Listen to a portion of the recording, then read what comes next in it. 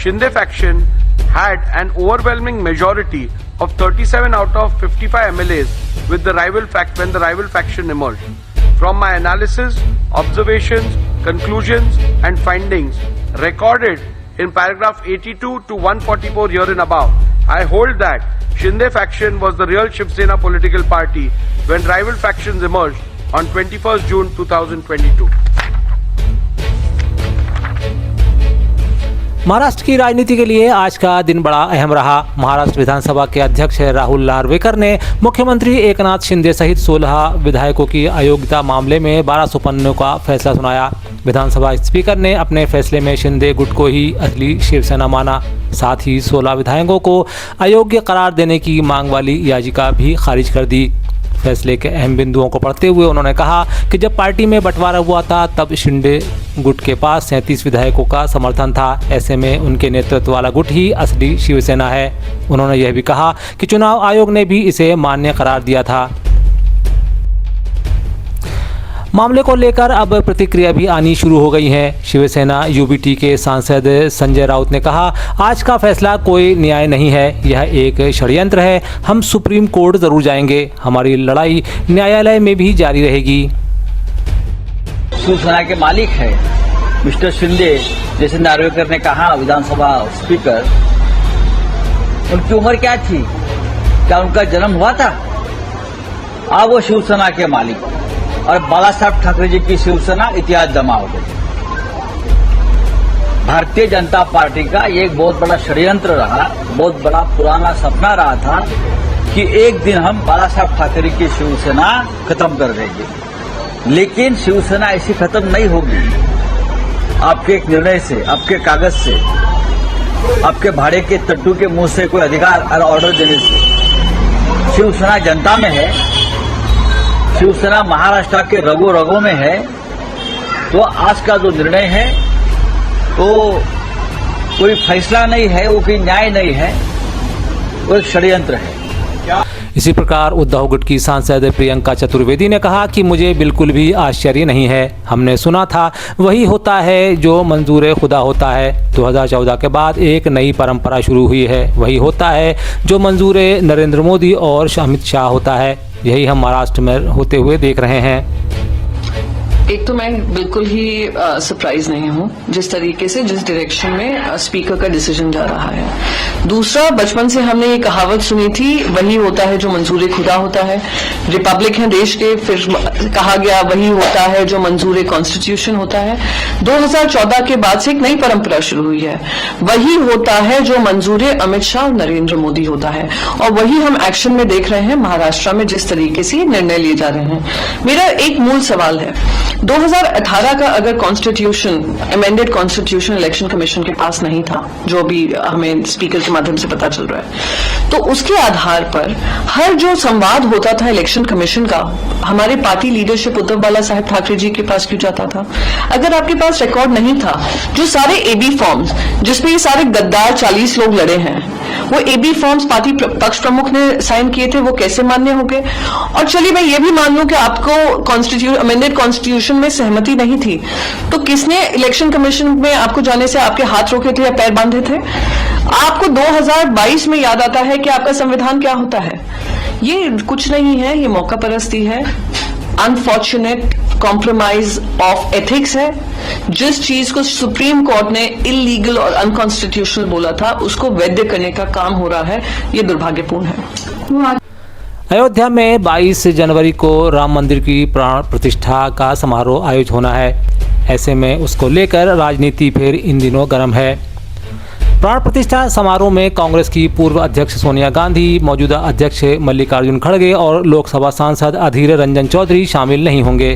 कांग्रेस के महासचिव जयराम रमेश ने इसकी जानकारी दी है। ऐसे में सियासत में बवाल आना भी लाजमी था। बयान में कहा गया है कि पिछले महीने हालांकि उन्हें अयोध्या में राम मंदिर की प्राण प्रतिष्ठा में शामिल होने का निमंत्रण मिला है, लेकिन वे इसमें शामिल नहीं होंगे। बयान में कहा गया है कि भगवान राम की पूजा अर्चना करोड़ों भारतीय करते हैं। धर्म मनुष्य का व्यक्तिगत विषय होता आया है, लेकिन भाजपा और आरएसएस ने वर्षों से अयोध्या में राम मंदिर को एक राजनीतिक परियोजना बना दिया है। अब जबकि कांग्रेस के बयान में राम मंदिर के प्राण प्रतिष्ठा समारोह के निमंत्रण को अस्वीकार कर दिए गए हैं, ऐसे में सियासी वार करने की बारी भाजपा की थी। इसी के चलते अब केंद्रीय मंत्री स्मृति ईरानी ने कहा, कांग्रेस पार्टी का भगवान राम विरोधी चेहरा देश के सामने प्रस्तुत हो चुका है। यह कोई आश्चर्य की बात नहीं है। जिस पार्टी ने अदालत में दस्तावेज दिया था कि भगवान राम का कोई अस्तित्व नहीं, उस कांग्रेस पार्टी के नेतृत्व ने राम मंदिर के प्राण प्रतिष्ठा के निमंत्रण को अस्वीकार कर दिया। सोनिया गांधी और कांग्रेस के नेतृत्व में इंडी गठबंधन ने बार बार सनातन धर्म का अपमान किया है। कांग्रेस पार्टी का प्रभु राम विरोधी चेहरा राष्ट्र के सम्मुख प्रस्तुत हो चुका है। यह आश्चर्य की बात नहीं कि सोनिया जी के नेतृत्व में जिस पार्टी ने कोर्ट में दस्तावेज दिया था कि भगवान राम का कोई अस्तित्व नहीं, उस कांग्रेस पार्टी के नेतृत्व ने पुण्य अयोध्या धाम में राम मंदिर में प्राण प्रतिष्ठा के आमंत्रण को ठुकराया। सभी राम भक्तों के लिए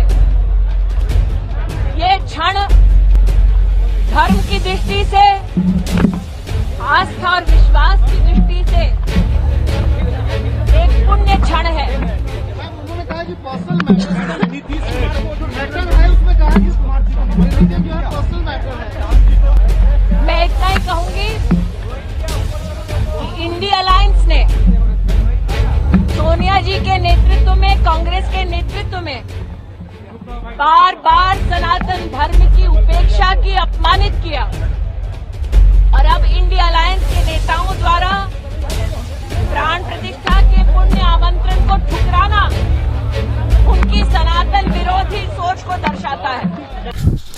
उधर राम मंदिर पर मची रार के बीच राजस्थान के पूर्व मुख्यमंत्री ने आमंत्रण को लेकर पूछे गए सवाल पर कहा कि मंदिर निर्माण में राजस्थान का बड़ा योगदान है, लेकिन उसका कोई नाम लेवा नहीं है। उन्होंने कहा कि मंदिर के निर्माण से पूर्व राजस्थान सरकार ने सभी तरह की अनुमतियों के लिए हर संभव प्रयास किए गए थे, लेकिन उन्हें भुलाया जा रहा है। वो फॉरेस्ट एरिया निकला है, वो सेंचुरी की तरह एरिया था, उससे निकला है, पत्थर उसके बाद में गया है। तो राजस्थान सरकार का बहुत बड़ा योगदान है इस मंदिर को बनाने के अंदर। उसके लिए कोई नाम नहीं ले रहा है, ना मोदी जी ले रहे हैं, ना वहाँ के जो लोग हैं उनको याद करना चाहिए कि अगर राजस्थान सरकार कोऑपरेट नहीं करती, मिस्टर मिश्रा जी जो थे वो भी, और मिस्टर राय जो अभी जिनका नाम आया था विवाद के अंदर, संपत राय जी, वो खुद मुझसे आगे मिले थे। मिश्रा जी का फोन मेरे पास आया था और उन्होंने पूरा कोऑर्डिनेट किया और जाके इसको पूरा टेक्निकली एरिया को निकलवाया गया भारत सरकार से, पर्यावरण से और फॉरेस्ट से, तब जाके मंदिर का निर्माण हो सका है। कम से कम हमारी राजस्थान सरकार को याद तो करते, धन्यवाद देते। भूल रहे हैं, आपको बुलाना चाहिए। बुलाया नहीं बुलाया, उनकी मर्जी, नहीं बुलाएंगे तो मैं जाऊंगा। कब जाऊंगा मेरी मर्जी पर है, पर ये जो तरीका इनका है मैं समझता उचित नहीं कहा जा सकता। इसी के साथ राजस्थान के पूर्व उप मुख्यमंत्री सचिन पायलट ने भी मंदिर पर प्राण प्रतिष्ठा पर कहा कि उन्हें मंदिर जाने या राम पर आस्था प्रकट करने के लिए किसी के निमंत्रण की जरूरत नहीं है। श्री पायलट ने कहा कि जब मन करेगा तब वे वहां जा सकते हैं। राम मंदिर का बड़ा मुद्दा है, क्या आप 22 तारीख को जाएंगे अयोध्या? मुझे किसी के अपनी आस्था प्रकट करने के लिए, मंदिर के दर्शन करने के लिए किसी के न्योते की जरूरत नहीं है। मेरा जब मन करेगा मैं जाऊंगा, और देश में जितने भी तीर्थ हैं वहां सब हमारे साथी लोग जाते हैं देश के। ये भावनात्मक मुद्दा है, धार्मिक मुद्दा है, इस पर राजनीति करना मैं समझता हूं गलत है। आपको राजनीति करनी है मुद्दों पे करें, आप निवेश पर करें, गरीबों पर करें, किसानों पर करें, अपनी आर्थिक नीतियों पर करें, महंगाई कम कैसे करें उस पर करें। आज कच्चे तेल का दाम आधा हो गया है विश्व बाजार में, और भारत सरकार दाम कम नहीं कर रही है। आपने लोग जो हमने वादे किए हैं, देश में 80 करोड़ लोगों को आप सस्ता भोजन उपलब्ध करा रहे हैं, और आप कहते हैं बहुत ज्यादा विकसित हो गए हैं। भाजपा कुछ काम करे तो वो योगदान है, वो श्रमदान है, वो अच्छी नीति है, और बाकी पार्टियां करे तो रेवड़ी है। मुद्दों पर चर्चा हो, मुद्दों पर चुनाव हो, हम सब उसके लिए तैयार हैं, लेकिन भावनात्मक मुद्दों पर राजनीति कर वोट बटोरने का काम जो किया जा रहा है मैं समझता हूं वो गलत है। इसलिए मुझे नहीं लगता कि उससे बहुत ज्यादा फर्क पड़ेगा। आस्था का जो विषय है, धर्म का विषय है, पाठ पूजा का है, किसकी किसमें कहाँ आस्था है, वो व्यक्तिगत निर्णय है। हम सब भगवान राम को मानते रहेंगे, लेकिन इसका बीजेपी जिस तरह लाभ लेना चाहती है, मैं उसको गलत मानता हूँ। देश में इन दिनों जबकि राम मंदिर को लेकर सियासत और बयानबाजी चरम पर है, ऐसे में कांग्रेस इसकी काट ढूंढने में लगी है। यही कारण है कि कांग्रेस भारत न्याय यात्रा को बढ़ाने के हर संभव प्रयास कर रही है। इसी के मद्देनजर आज फिर कांग्रेस के नेता जयराम रमेश ने यात्रा को लेकर बयान जारी किए हैं। दूसरी तरफ कांग्रेस की महिला नेत्री अलका लांबा ने भी भारत न्याय यात्रा के बहाने केंद्र की भाजपा सरकार पर तगड़ा हमला बोला। उन्होंने अपनी स्पीच में मणिपुर से शुरू होने जा रही यात्रा पर कहा कि सरकार नहीं चाहती कि राहुल उस जगह पहुंचे जहां पर भाजपा सरकार नाकारा साबित हुई है। इसके अलावा उन्होंने अलग अलग मुद्दों पर सत्ता के सामने अपने सवालों को भी रखा।